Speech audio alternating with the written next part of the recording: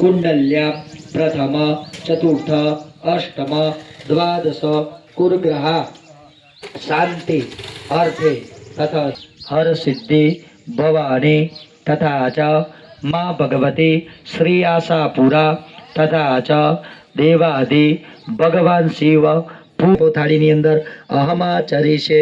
હવે બધાય ચમચી પાણી ભરી રાખો.